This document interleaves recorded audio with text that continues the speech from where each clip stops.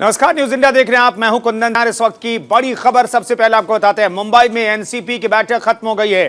बैठक के बाद अजीत पवार की प्रेस कॉन्फ्रेंस हुई है। उद्धव ठाकरे को समर्थन देते रहेंगे, अजीत पवार ने यह बात कही। एनसीपी की बैठक के बाद अजीत पवार ने प्रेस कॉन्फ्रेंस में कहा है कि उद्धव ठाकरे को समर्थन देते रहेंगे। यह एनसीपी का स्टैंड है। सगळ्या गोष्टीचा विचार झाला गेला पाहिजे। आता त्याच्या संदर्भामध्ये काय आम्ही तर मधून अधून मीटिंग घेतात, त्यांच्या पण मीटिंग होतात। आता तो त्यांचा पार्टी अंतर्गतला प्रश्न आहे। स्वतः शिवसेना प्रमुखांनी आणि त्यांच्या बाकीच्या सहकाऱ्यांनी याबद्दलचा विचार केला असेल। आम्ही त्याच्याबद्दल काही स्टेटमेंट, कारण ते आमचे सहकारी आहेत, आमचे मित्र आहेत, मित्रपक्ष आहे, त्याच्यामुळे आम्हाला त्याच्या संदर्भात बोलायचं नाही। आम्हाला एवढंच वाटतं की ती पार्टी हे सगळेजण उद्धव ठाकरे साहेबांच्या नेतृत्वाखाली विजयी झालेले आहेत। भांड्याला भांडा आपण मराठीत म्हणतो लागतं आणि त्याच्यातनं आवाज येतो, परंतु त्याच्यात इतकं टोकापर्यंत सहसा कोणी जाण्याचा प्रयत्न करू नये। आता तिकडे गेलेले लोक किती खरंच स्वखुशीने गेलेत आणि किती बळजबरीने गेले, हाही एक संशोधनाचा किंवा विचार करण्याचा भाग आहे। कारण जे दोघं आले ते म्हणतात की अजून काही लोकांना तिथनं यायचं आहे आणि त्यांच्या मतदारसंघामधले आजही तसं बघितलं तर शिवसैनिक सगळीकडचे शांत आहेत। काल मात्र स्वतः मुख्यमंत्री महोदय वर्षावरून मातोश्रीला जात असताना संपूर्ण वर्षापासून मातोश्रीपर्यंत शिवसैनिकांनी त्यांना सपोर्ट केलेला आपण सगळ्यांनी मीडियामध्ये पाहिलेला आहे। आणि आजपर्यंत मी आपल्याला सांगतो, शिवसेनेमध्ये ज्या वेळेस अशा प्रकारचं बंड झालं त्यावेळेस नेते एका बाजूला गेले, शिवसैनिक त्यांच्या मागे गेले नाही।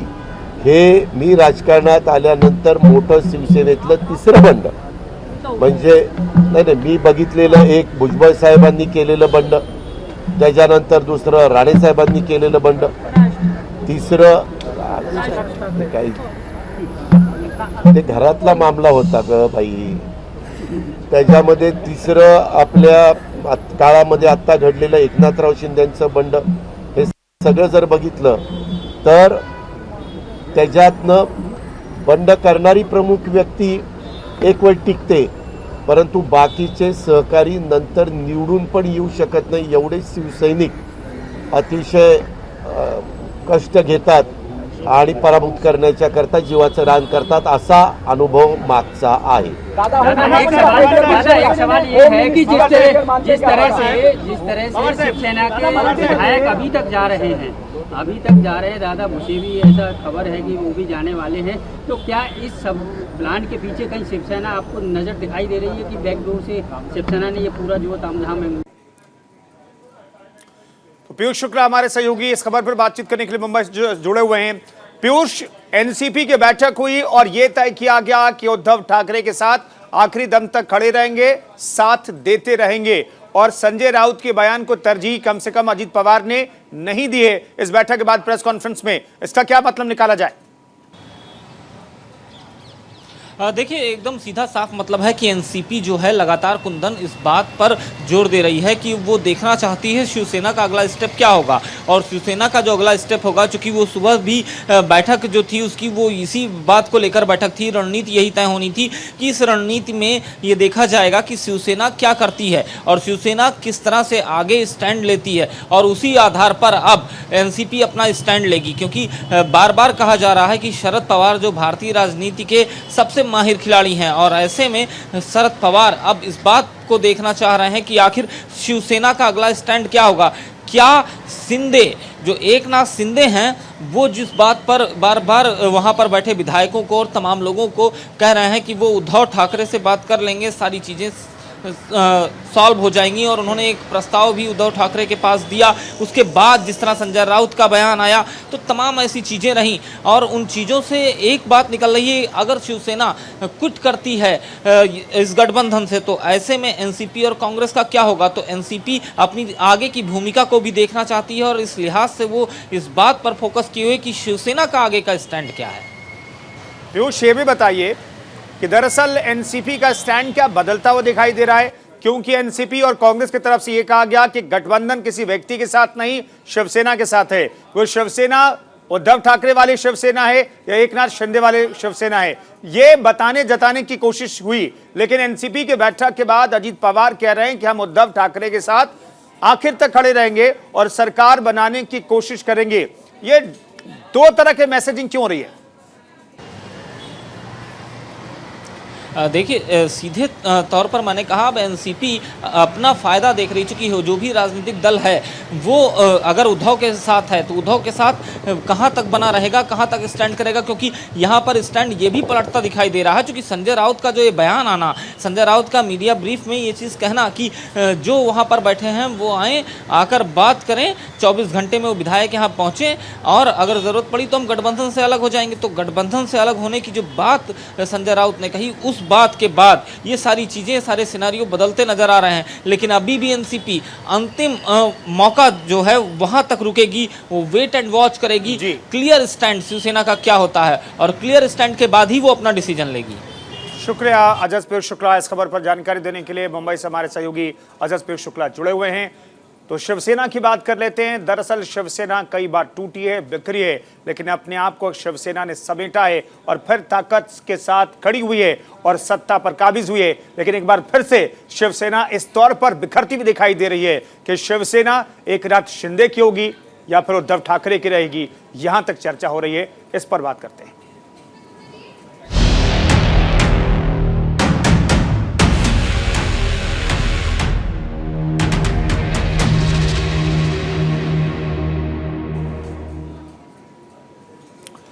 तो महाराष्ट्र में सियासी संकट बरकरार है। उद्धव के सामने कुर्सी जाने से लेकर पार्टी के हाथ के निकलने तक का डर है। विधायकों का बड़ा गुट उद्धव से बगावत कर चुका है। बागी दल कुर्सी से लेकर पार्टी तक पर दावा कर सकता है। शिवसेना से बागी हुआ दल उद्धव से यह कहते हुए अलग हुआ है कि पार्टी अपने हिंदुत्व की विचारधारा से भटक गई है। उद्धव बार बार कह रहे हैं कि यह बाला साहब ठाकरे वाली ही शिवसेना है। सवाल है, बाला साहब ठाकरे से लेकर उद्धव ठाकरे तक शिवसेना में आखिर क्या बदला और क्यों पार्टी और हिंदुत्व से किनारा करने का आरोप लग रहा है? देखिए इस रिपोर्ट में।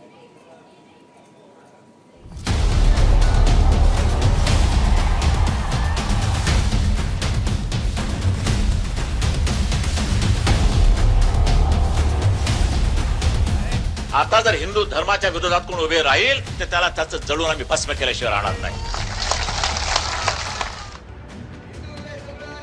शिवसेना हिंदुस्तान की सबसे चर्चित पार्टी। बाला साहब ठाकरे की पार्टी। खुलकर बोलने और विद्रोह करने वाली पार्टी। सीना ठोककर हिंदुत्व की बात करने वाली पार्टी। आता जर हिंदू धर्माच्या विरोधात कोण उभे राहील तर त्याला त्याचं जळून आम्ही भस्म केल्याशिवाय राहणार नाही। बाबरी गिराने का खुलकर क्रेडिट लेने वाली पार्टी। सुप्रीम कोर्ट तक का सरेआम मजाक उड़ाने वाली पार्टी। वो पार्टी जिसके हर शब्द मुंबई में पत्थर की लकीर मानी जाती थी। 80 सेना निघाल्यात, 80 सेना आपली शिवसेना निघाल्यापासून। उसी शिवसेना का अस्तित्व अब संकट में है। पार्टी पर नस्तर चल चुका है। पार्टी लहूलुहान है। बाल ठाकरे के उत्तराधिकारी उद्धव ठाकरे मजबूर नजर आ रहे हैं। बिखरती शिवसेना को बचाने की कोई शिफा नहीं है उनके पास। कैमरे के सामने इमोशनल कार्ड भी खेल लिया। वर्षा छोड़कर मातोश्री भी शिफ्ट हो गए। लेकिन हिंदुत्व के नाम पर जो विधायक उनसे अलग हुए थे वो पिघलने के मूड में नहीं हैं। सियासत के बारे में कहते हैं कि यहाँ दोस्ती और दुश्मनी दोनों ज्यादा दिनों के लिए नहीं होती। इसीलिए जो कांग्रेस कल तक शिवसेना की दुश्मन बनी थी वो दोस्त बन गई है और शिवसैनिक आज दुश्मन बन गए हैं। महाराष्ट्र में चल रहे वर्तमान सियासी संकट के केंद्र में भी दोस्ती और दुश्मनी का यही सियासी फलसफा है। दुश्मन जब दोस्त बने तो दोस्तों को दिक्कत होने लगी। मंत्री एकनाथ शिंदे ने विधायकों की भारी भरकम फौज के साथ शिवसेना से बगावत का बिगुल फूंक दिया है। शिंदे ने अपने दाव से उद्धव ठाकरे का मुख्यमंत्री आवास से बोरिया बिस्तर बंधवा दिया है। शिंदे और उनके समर्थकों का कहना है कि वो बाला साहब ठाकरे के अनुयायी शिव सैनिक हैं और अब जो शिवसेना है वो वैसी नहीं रही।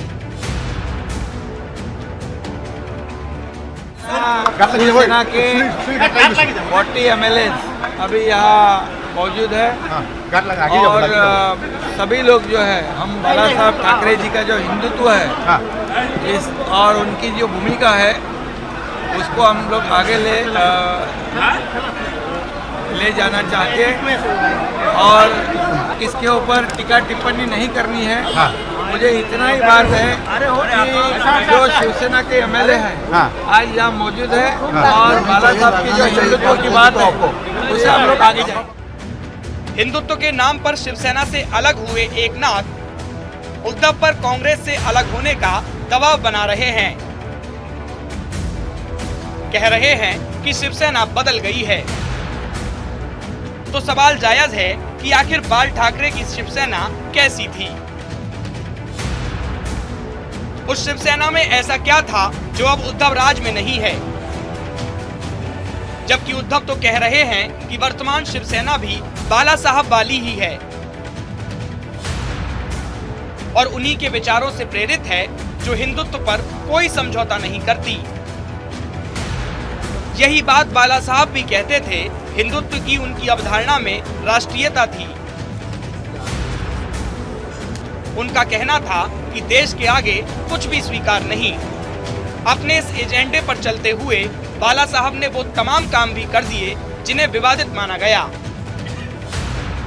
बालाजी साहब कार्टूनिस्ट थे और फिल्मी जगत से भी जुड़े हुए थे, लेकिन मराठा अस्मिता के चलते उन्होंने अपना रास्ता बदला और 1966 में शिवसेना का गठन कर राजनीति में उतरे। हालांकि उन्होंने कभी कोई चुनाव तो नहीं लड़ा और ना ही सरकार में कोई पद लिया, लेकिन कहा जाता था कि बाला साहब ठाकरे महाराष्ट्र को और मुंबई को अपने रिमोट से चलाते थे। 2012 में उनका निधन हो गया और अपने निधन तक वो ही शिवसेना के सर्वे सर्वा रहे। मराठा अस्मिता की बात जब भी आई, बाला साहब ठाकरे और उनके शिव सैनिकों ने उग्र रूप अपनाया। उत्तर भारतीयों के खिलाफ वो हिंसक होने से भी नहीं माने।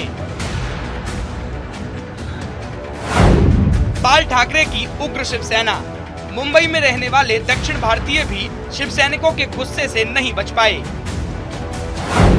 बाल ठाकरे के इशारे पर मुंबई से दक्षिण भारतीयों को भगाने के लिए यहां तक कि लुंगी हटाओ पुंगी बजाओ जैसे अभियान चलाए गए।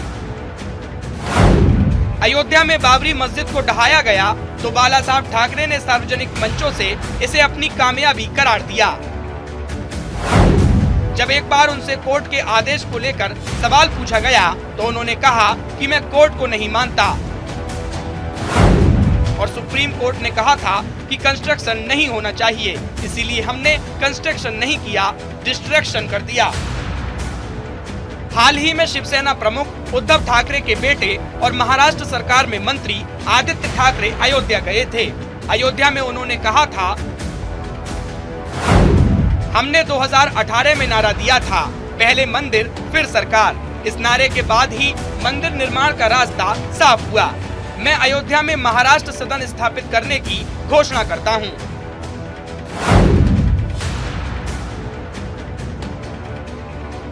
उद्धव के परिवार का अयोध्या जाना, राम मंदिर का जिक्र करना, ये बातें इस तौर पर देखी जाती हैं कि शिवसेना आज भी बाल ठाकरे के हिंदुत्व वाली शिवसेना ही है। जबकि लंबे समय तक शिवसेना की सहयोगी रही बीजेपी आरोप लगाती है कि उद्धव बाला साहब ठाकरे का एजेंडा भूल गए हैं। तो फिर अब शिवसेना ऐसा क्या नहीं कर रही जो बाला साहब ठाकरे करते थे? दरअसल बाला साहेब के पुराने बयानों और शिव सैनिकों के एक्शन को देखें तो उनमें उग्रता उजागर होती है। बाला साहेब जिसे अपने विचार के खिलाफ मानते थे, उसकी आलोचना करते थे, विरोध करते थे। और कई बार तो ऐसे लोगों या संगठनों को शिव सैनिकों की हिंसा भी झेलनी पड़ती थी। जब अयोध्या में बाबरी मस्जिद विध्वंस हुआ तो 90 के दशक में देश के कई इलाकों में दंगे फसाद हुए। मुंबई में बम धमाके भी हुए। उसके बाद भड़की हिंसा में शिव सैनिकों का रोल भी सामने आया। एक बार इंटरव्यू में बाला साहब ठाकरे से हिंसा को लेकर जब सवाल किया गया तो उन्होंने कहा कि अगर दंगे फसाद में हम नहीं उतरते तो हिंदू मारे जाते। बाला साहब कहते थे कि उन्हें सहिष्णु हिंदू नहीं चाहिए, सहिष्णुता कभी कभी बहुत महंगी पड़ती है। वो तो मिल्टन हिंदू की बात करते थे। यहाँ तक कि उनका कहना यह भी था कि बांग्लादेशी मुसलमानों को बॉर्डर तक छोड़ के आना चाहिए। वो तो ये भी कहते थे कि जिस तरह से हिंदुओं को पाकिस्तान और अन्य अरब और मुस्लिम कंट्रियों में सम्मान नहीं मिलता है और हक नहीं मिलता है, उसी तरह भारत में भी मुसलमानों को हक नहीं मिलना चाहिए। बाला साहब के निशाने पर फिल्म इंडस्ट्री भी रही। शाहरुख खान की film my name is Khan का विरोध किया और उनके खिलाफ विवादित टिप्पणी भी की। कई और सितारों से भी उनका 36 का आंकड़ा रहा। जो फिल्म उन्हें अपने विचार के खिलाफ लगती थी वे उसका पुरजोर विरोध करते थे। बाला साहेब के राज में मीडिया को भी टारगेट किया गया। चैनलों के दफ्तरों पर तोड़फोड़ की गई। पत्रकारों पर भी हमले के आरोप लगे। जब कोई उनसे सवाल करता था कि आपके नाम पर लोग कांपते हैं तो वे इस पर खुश हुआ करते थे। वो खुले मंच से कहते थे कि करप्शन के बिना इलेक्शन नहीं है। वो कहते थे कि करप्शन से लड़ने के लिए डिक्टेटर की तरह काम करने वाली क्रूर सरकार की जरूरत होती है। वो कहते थे कि पार्टी में लोकतंत्र जैसी कोई चीज नहीं होती और जब तक मैं हूं तब तक शिवसेना को मैं ही संभालूंगा। अनेक दलित आज माझे बांधव आहेत, माझे कार्यकर्ते आहेत, माझे नगरसेवक आहेत। अरे भीमशक्ती आणि शिवशक्ती जर ह्या महाराष्ट्रामध्ये एकत्र झाली ना, या मी करतो ह्या दलिताला या महाराष्ट्र राज्याचा मुख्यमंत्री मी करायला तयार आहे।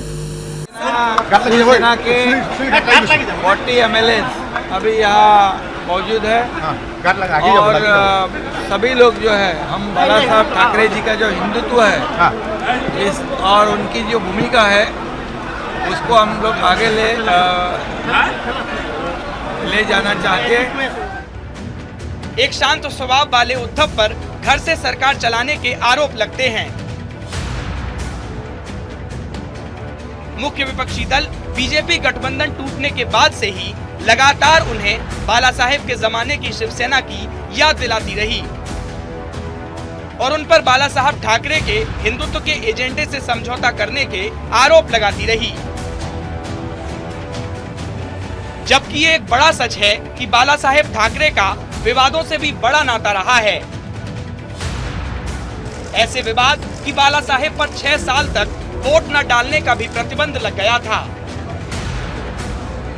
अब बाला साहब नहीं है और पार्टी विवादों से दूर है। उग्र हिंदुत्व से शिवसेना दूर है।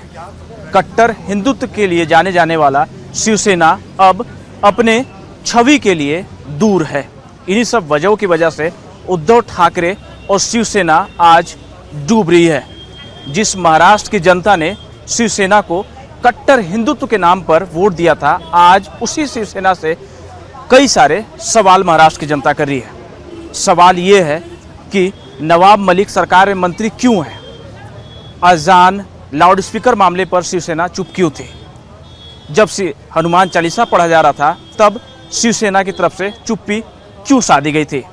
हालांकि इन तमाम सवालों के जवाब उद्धव ठाकरे के पास नहीं है, क्योंकि उद्धव ठाकरे को सरकार में बने रहना है और सत्ता की कुर्सी पर कायम रहना है। इसी वजह से शिवसेना की तरफ से, उद्धव ठाकरे की तरफ से तमाम इन विषयों पर चुप्पी साध ली गई। कैमरामैन गोपाल के साथ रवि सर्राफ, न्यूज इंडिया, गुवाहाटी। 2014 तक बीजेपी के साथ है शिवसेना।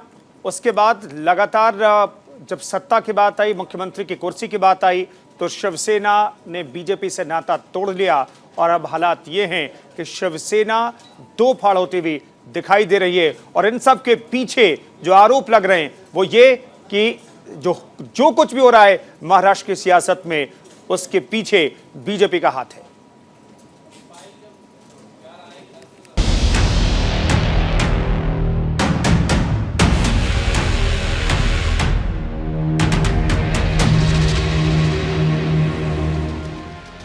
सियासत में जहां हर चुनाव में पार्टियों के आपसी रिश्ते बनते और बिगड़ते हैं, वहीं बीजेपी और शिवसेना का 25 साल का साथ किसी आश्चर्य से कम नहीं।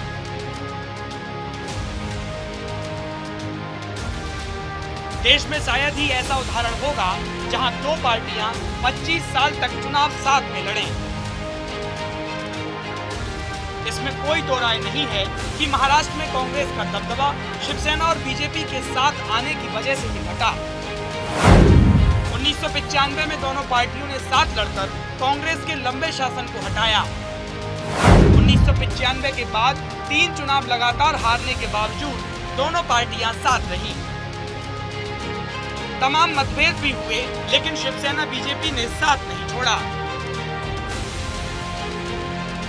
दोनों को एक दूसरे की आदत पड़ चुकी थी। ऐसा नहीं है कि बाकी राज्यों में क्षेत्रीय पार्टियों ने राष्ट्रीय पार्टी को कभी साथ न दिया हो, लेकिन वहां जहां क्षेत्रीय पार्टी उस मुकाम पर पहुंच चुकी थी जहां पर वो खुद के बलबूते राज्य की सत्ता हासिल कर सकती थी, राष्ट्रीय पार्टी की जरूरत उन्हें सिर्फ केंद्रीय सत्ता में भागीदारी के लिए रही।